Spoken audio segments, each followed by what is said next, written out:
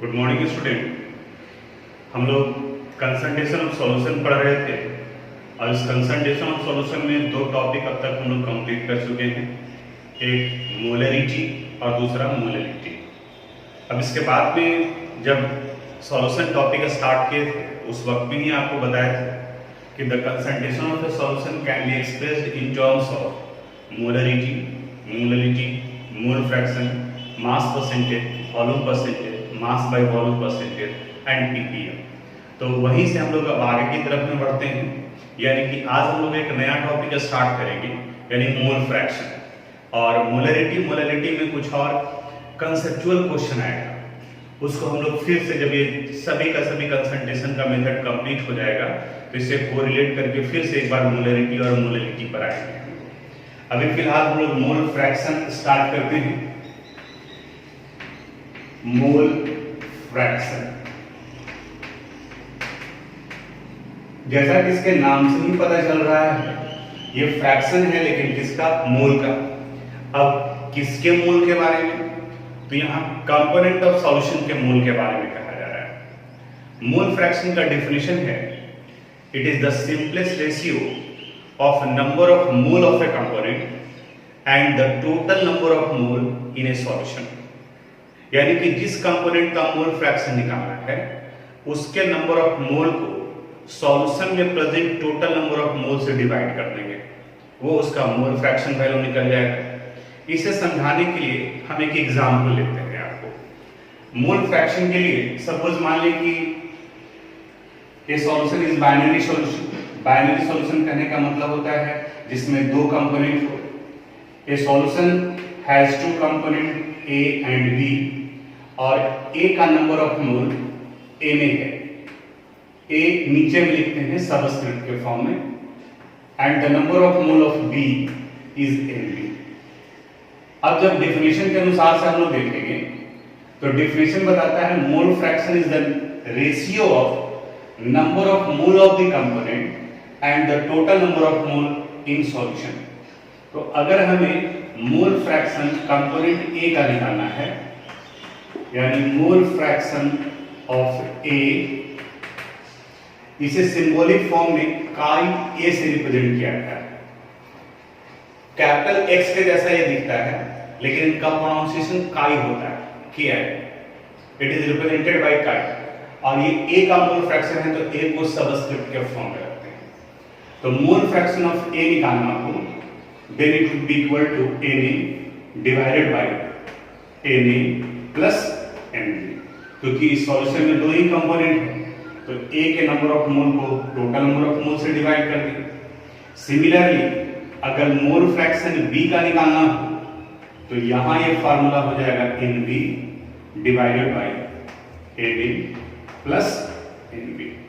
यानी जिस कंपोनेंट का मोल फ्रैक्शन निकालना है उनके नंबर ऑफ मोल को टोटल नंबर ऑफ मोल से डिवाइड कर देते हैं।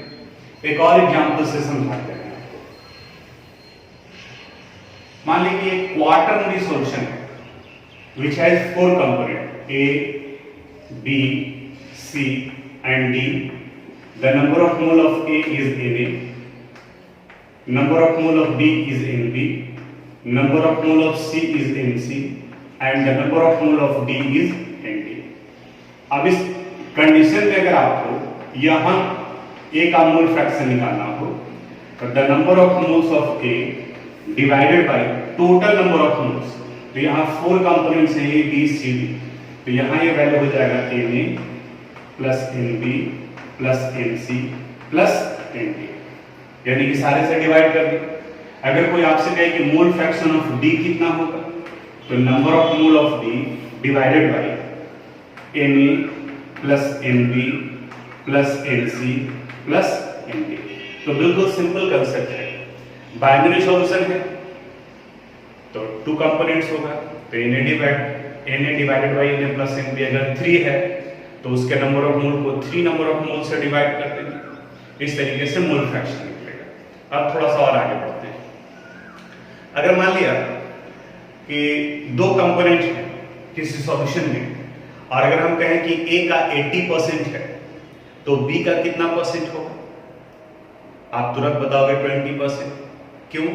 क्योंकि परसेंट का सम 100 के बराबर होता है।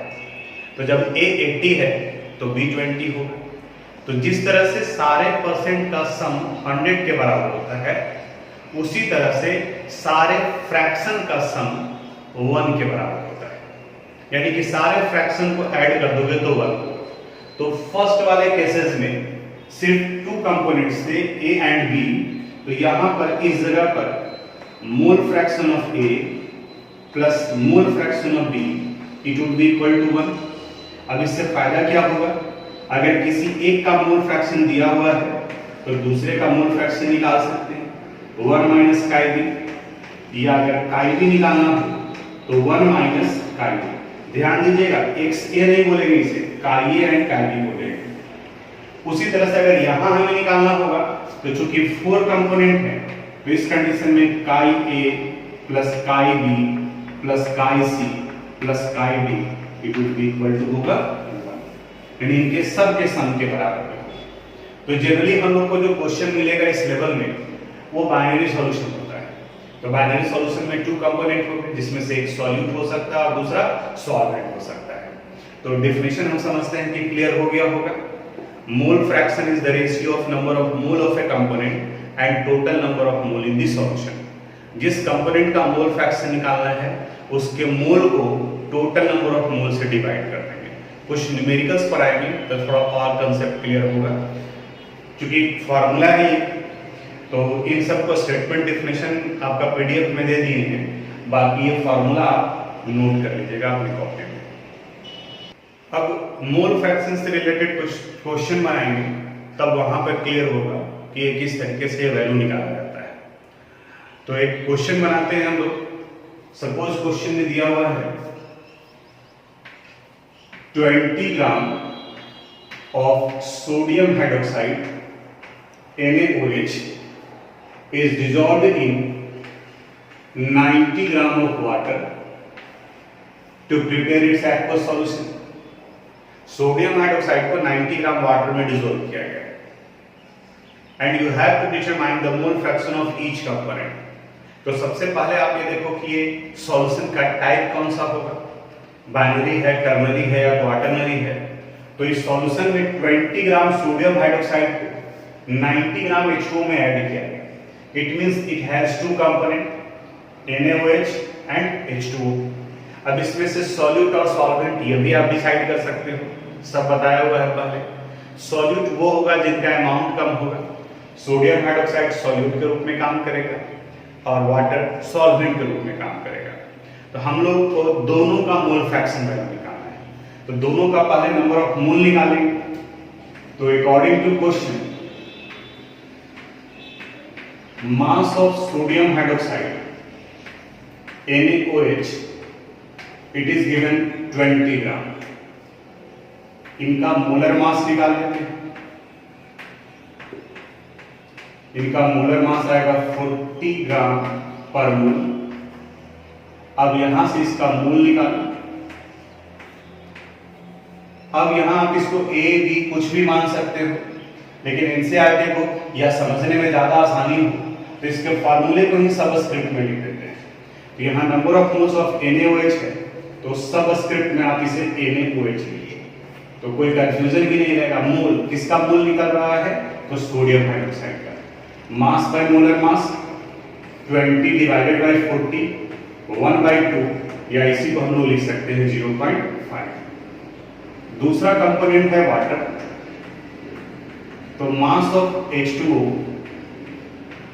इट इज 90 ग्राम दिया हुआ। वाटर का मोलर मास आपको पता हो, it's molar mass value is 18 ग्राम पर मोल। अब यहां से इसका नंबर ऑफ मोल निकाल लेते हैं।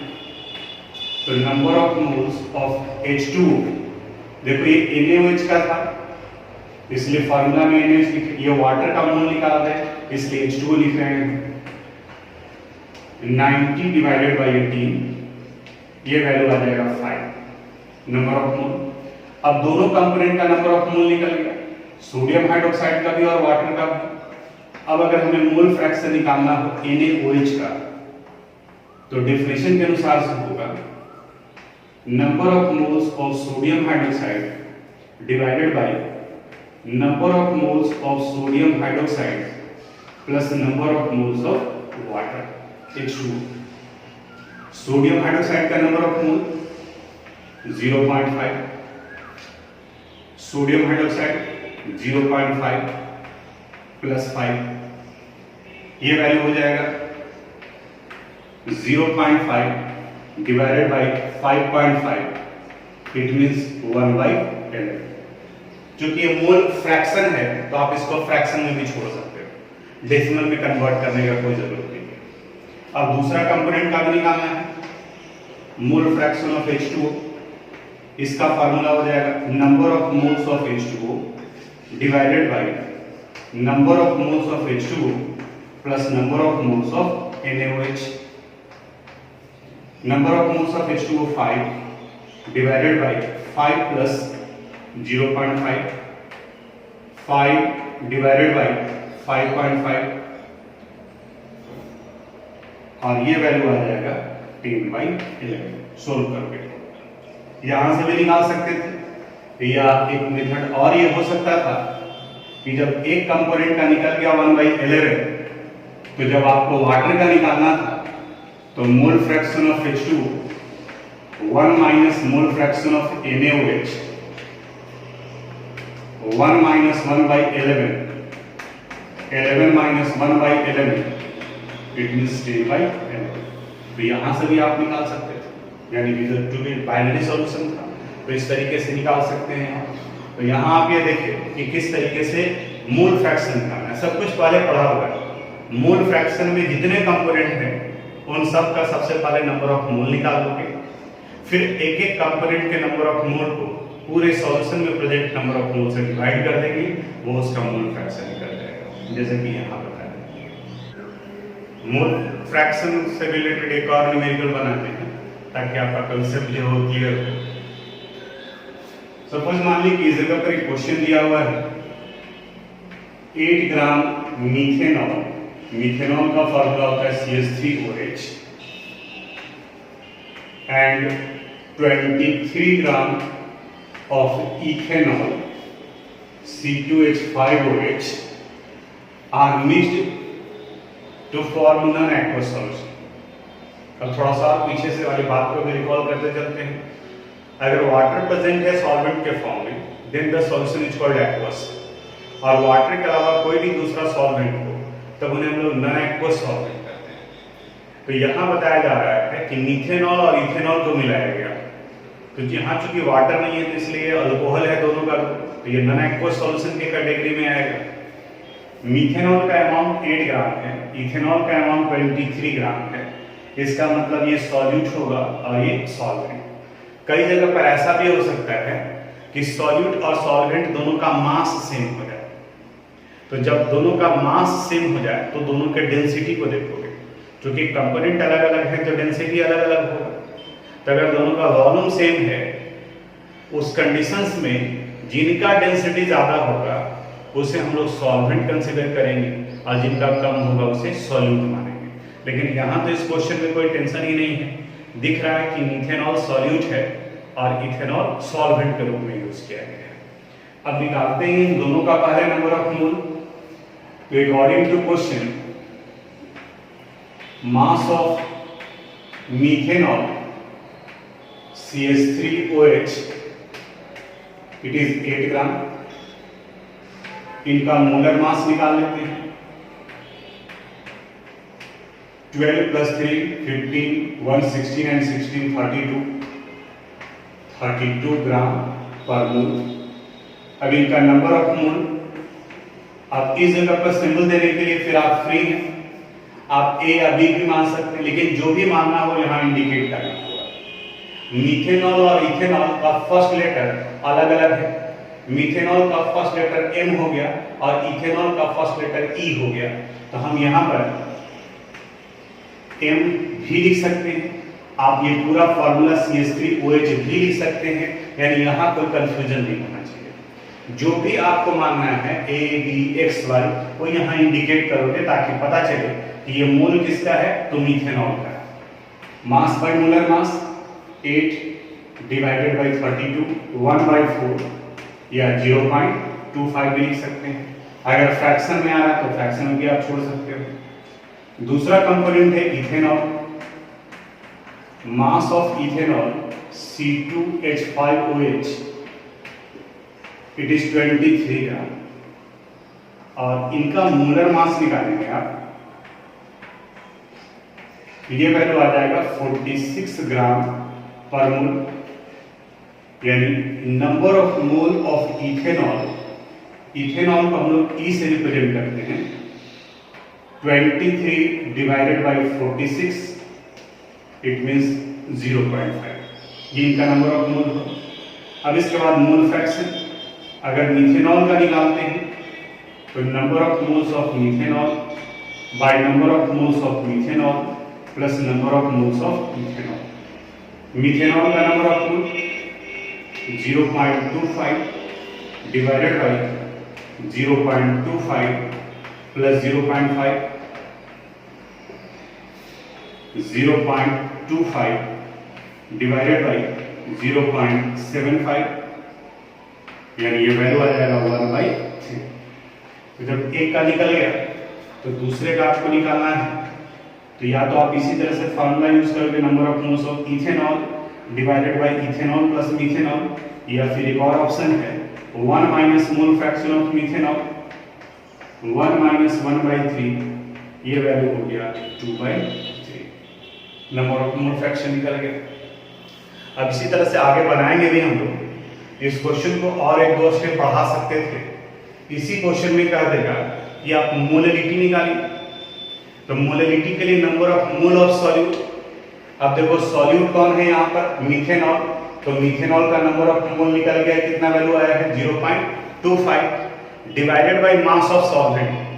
इथेनॉल सॉल्वेंट के फॉर्म में इसका मास कितना दिया हुआ है 23, तो 0.25 डिवाइडेड बाई 23 इंटू 1000 कर देंगे तो मोलरिटी निकल जाएगा।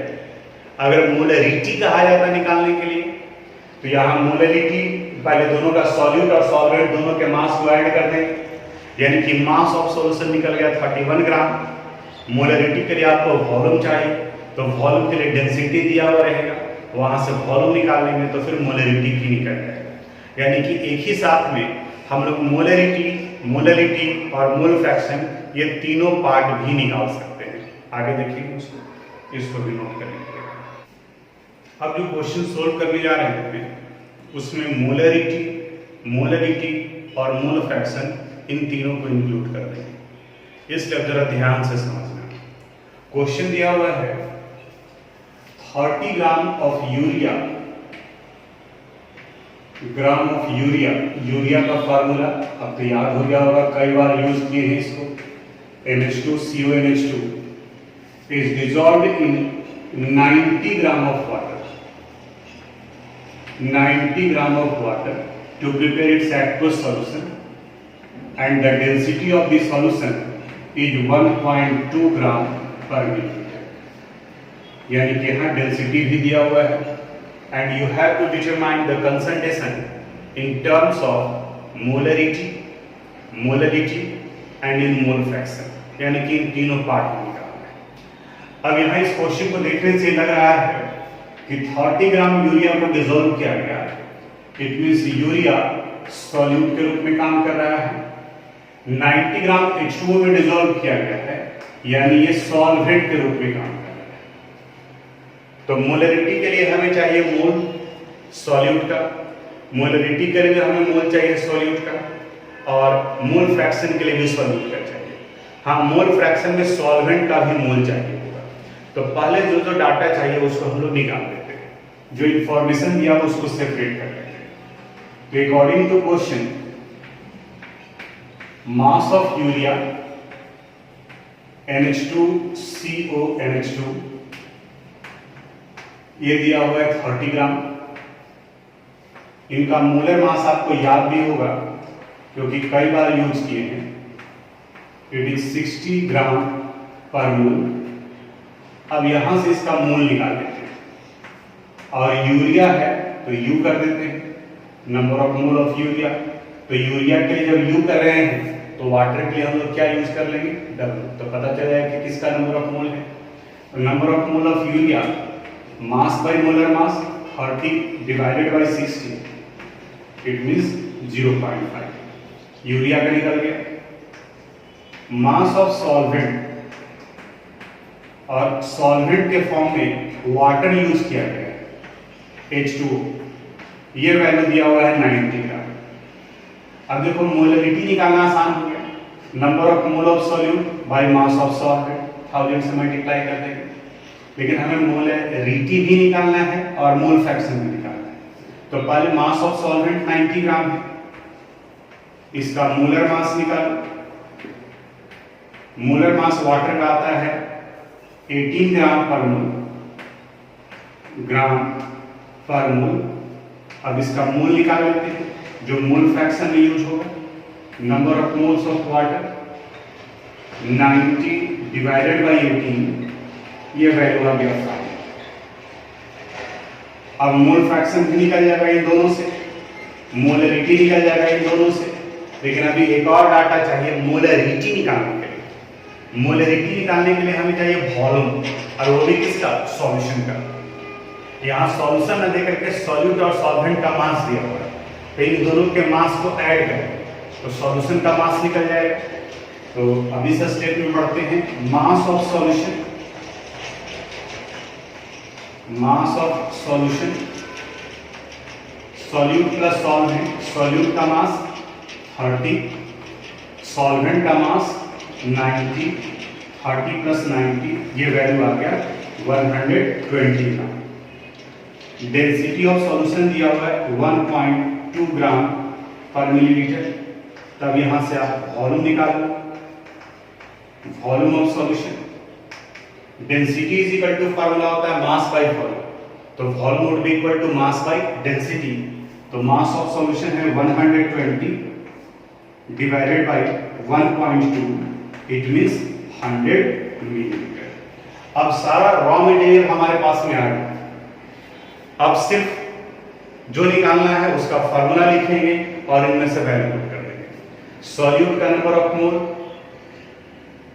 सॉल्यूशन का वॉल्यूम, सॉल्वेंट का मास, सॉल्वेंट का नंबर ऑफ मोल, एक एक करके इन तीनों पार्ट करेंगे।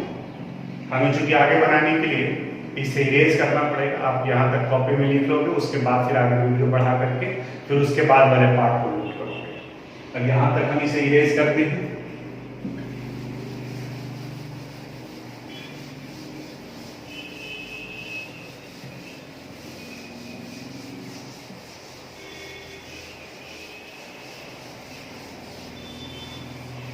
जैसे क्वेश्चन में जो पहले निकालने के लिए कहेगा उसी अनुसार से निकालेंगे।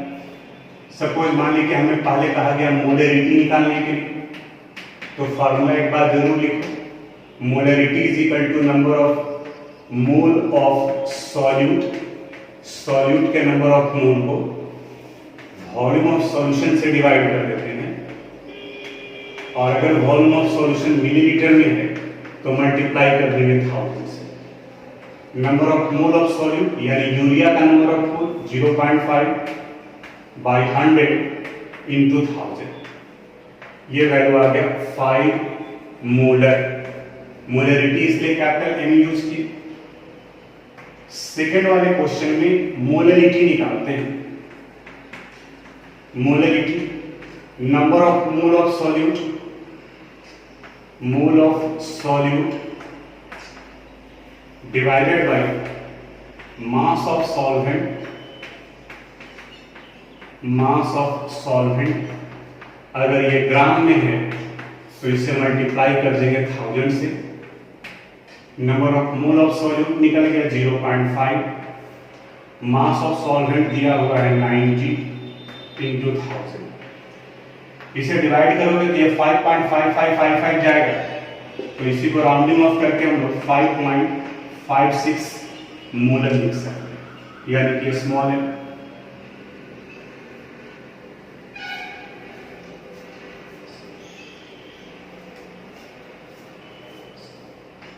थर्ड में हम लोग को मोल फ्रैक्शन निकालना है, तो पहले मोल फ्रैक्शन यूरिया, तो number of moles of urea divided by number of moles of urea plus number of moles of water. Urea का number of mole 0.5 divided by 0.5 plus 5, it would be equal to 1/100। जब एक का mole fraction निकल गया तो water का निकालेंगे तो 1 माइनस, फॉर्मूला लिख लो पहले, 1 minus mole fraction of urea, 1 minus 1/11, it means 8/100। तो अब हमको लगता है कि आपको समझ में आ गया होगा कि मोलरिटी, मोल फ्रैक्शन ये किस तरीके से निकाला जा सकता है। फॉर्मूला ध्यान में रखो, वहां तक कैसे पहुंचना है उस डाटा के बारे में सोचो। जितना ज्यादा सोचोगे आप क्वेश्चन को लेकर के, उतना ही आपका कंसेप्ट शार्प होगा, और यही जरूरत पड़ता है कॉम्पिटिटिव एग्जामिनेशन में। तो मोल फ्रैक्शन तक का ये पोर्शन कंप्लीट हो गया।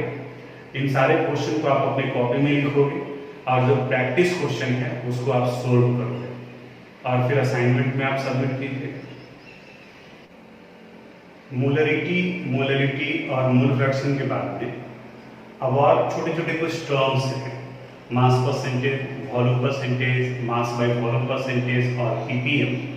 अब उनको यहाँ पहले लिख लेते हैं, उसके बाद में फिर बात करेंगे कि उससे रिलेटेड न्यूमेरिकल किस तरीके से बनेगा।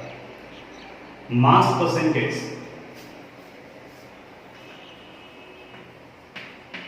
मास परसेंटेज इसका डेफिनेशन है, it is the mass of solute present in पर 100 पार्ट्स ऑफ सॉल्यूशन। यानी 100 ग्राम सॉल्यूशन में सॉल्यूट का कितना मास है, उसको हम लोग उस सॉल्यूशन में उस सॉल्यूट का मास परसेंटेज कहते हैं। It means mass percentage indicates that how many gram of solute is present in per 100 gram of solution, और इस मास परसेंटेज को हम लोग W/W से रिप्रेजेंट करते हैं, और डिफिनेशन के अनुसार से इनका फॉर्मूला हो जाएगा मास of solute divided by mass of solution into 100। अगर ये ग्राम में है तो ये भी ग्राम में, अगर ये किलोग्राम है तो ये भी किलोग्राम में, यानी कि सॉल्यूट और सॉल्यूशन दोनों के मास का यूनिट जो है वो सेम होगा। ये मास परसेंटेज हुआ। उसी तरह से वॉल्यूम परसेंटेज को V/V से रिप्रेजेंट करते हैं, and it indicates that how many millilitre of solute is present in पर 100 मिलीलीटर ऑफ सॉल्यूशन। यानी वॉल्यूम परसेंटेज के लिए हम लोग लिखते हैं volume of solute divided by volume of solution.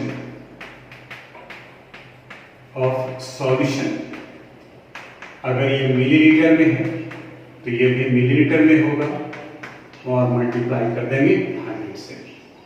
Mass percentage को W/W से रिप्रेजेंट करते हैं, वॉल्यूम परसेंटेज को हम लोग V/V से रिप्रेजेंट करते हैं, और फिर अगर हो गया मास बाय वॉल्यूम परसेंटेज, इसे रिप्रेजेंट किया जाता है W/V से। तो इसका डेफिनेशन आता है, ये इंडिकेट करता है how many gram of solute is present in पर 100 मिलीलीटर ऑफ सॉल्यूशन। यानी सॉल्यूट का कितना मास 100 मिलीलीटर सॉल्यूशन में है। तो इनका फॉर्मूला आएगा यहां से मास of solute divided by volume of solution.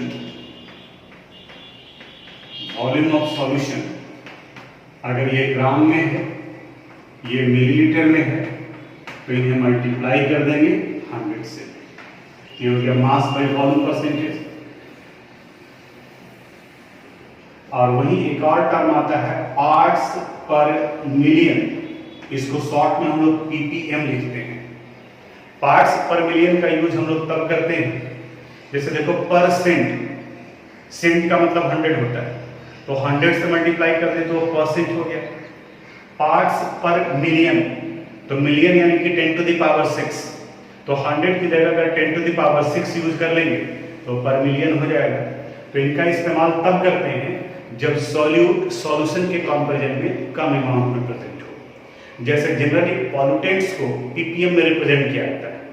आप न्यूज़ वगैरह में देखते होंगे, जब पॉल्यूशन के बारे में बताता है तो वहां वो टर्म यूज करता है ppm, यानी कि पर मिलियन ग्राम या पर मिलियन मिलीलीटर में सॉल्यूट का कितना अमाउंट प्रेजेंट है। और चूंकि यहाँ पर सॉल्यूट का अमाउंट बहुत कम है तो इसलिए डेंसिटी सॉल्यूशन का सॉल्वेंट के इक्विवेलेंट ही माना जाता है, क्योंकि बहुत कम है। तो इसलिए आप मास भी कंसीडर कर सकते हैं और वॉल्यूम भी कंसीडर कर सकते हैं। पार्ट्स पर मिलियन के लिए फॉर्मूला हो गया, अगर मास लिख रहे हैं तो mass of solute divided by mass of solution into 10 to the power 6। इसको 10 टू द पावर 6 से मल्टीप्लाई किया जाता है। ये पार्ट्स पर मिलियन यानी कि ppm का वैल्यू देता है। अब ये W by W, V by V, W by V, ये हम लोग डे टू डे लाइफ में भी देखते हैं। कहाँ देखे होंगे आप, उसके बारे में बात करते हैं। जैसे अगर कोई आप मेडिसिन खरीदते हैं तो आप मेडिसिन के रैपर पर देखना, जैसे कोई सिरप वगैरह लिखे तो उस पर कंपोजिशन लिखा रहता है। पैरासीटामोल 15% W बाई डब्ल्यू या 15% V बाई V। अगर आप मॉस्किटो रिपेलेंट खरीदते हैं, मच्छर भगाने वाला, तो उसमें कंस्टिट्यूएंट इलिथ्रीन होता है जो कि टॉक्सिक नेचर का होता है, जिसकी वजह से मच्छर भागते हैं। गवर्नमेंट की तरफ से वो भी प्रिस्क्राइब्ड वैल्यू है, तो उसमें देखोगे कि उसका परसेंटेज दिया रहेगा 0.15% V बाई V, या फिर अगर उनको बढ़ाया गया है तो वो वैल्यू वहां पर इंडिकेट करेगा। अल्कोहल उसमें कितना है वो अमाउंट वहां इंडिकेट करेगा। तो कंपोजिशन में W by W, V by V, W by V, या हो सकता है कि V बाई डब्ल्यू भी दिया हुआ है। तो आपको न्यूमेरिकल्स में वहां पर कैसे यूज करना पड़ेगा, कुछ एक बेसिक पार्ट आप ध्यान में रखो। आगे का ये पार्ट सॉल्यूट के लिए होता है और ये सॉल्यूशन के लिए। जैसे देखो W4 वेट, यहाँ भी वेट, यानी सॉल्यूट का भी मास और सॉल्यूशन का भी मास। देखो मास of solute bye mass of solution, solute का वॉल्यूम, सॉल्यूशन का volume, volume of solute, volume of solution. Solute का मास W हो गया और सॉल्यूशन का volume, mass of solute, volume of solution. वहीं अगर V बाई डब्ल्यू हो गया तो सॉल्यूट का वॉल्यूम और सॉल्यूशन का मास रिप्रेजेंट करेगा। अब थोड़ा मास परसेंटेज और वॉल्यूम परसेंटेज को और तोड़ करके बताते हैं आपको कि किस तरीके से ये निकाला जा सकता है या इसका क्या मतलब निकलता है। जो जैसे अगर कहीं पर दिया हुआ है 20% W by W H2SO4 solution, तो W बाई डब्ल्यू का मतलब मास परसेंटेज हो गया। अभी बताए कि आगे का पार्ट सॉल्यूट के लिए और पीछे का पार्ट सॉल्यूशन के लिए, यानी यहाँ सॉल्यूट का भी मास होगा और सॉल्यूशन का भी मास होगा। परसेंट का मतलब हो गया इन पर 100, तो अगर इसको हमें स्टेटमेंट में कन्वर्ट करना पड़े तो 20% W बाई डब्ल्यू H2SO4 है, तो इसका स्टेटमेंट आएगा 20 gram of H2SO4 is present in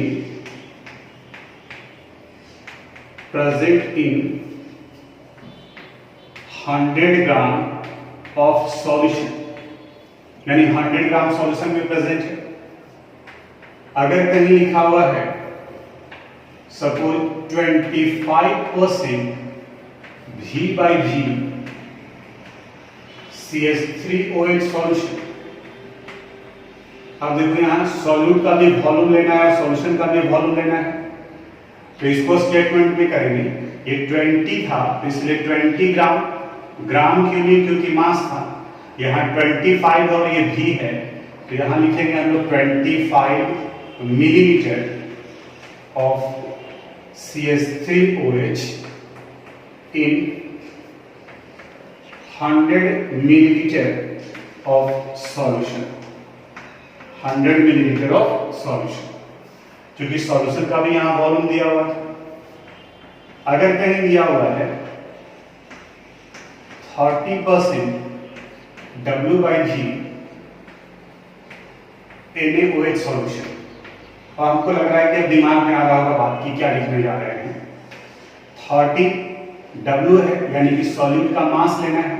solute क्या है यहाँ पर? NaOH। यहाँ लिखा जाएगा 30 gram of NaOH in 100 milliliter of solution, in 100 milliliter of solution। अगर कहीं क्वेश्चन में दिया हुआ है 10 ppm DDT एक डिसइंफेक्टेंट है, ये पेस्टिसाइड्स के रूप में इस्तेमाल किया जाता है। नॉन बायोडिग्रेडेबल नेचर होने की वजह से गवर्नमेंट की तरफ से भी बैन लगा दिया गया है। इनका अमाउंट प्रेजेंट है अगर 10 ppm, आप मास में भी निकाल सकते हैं।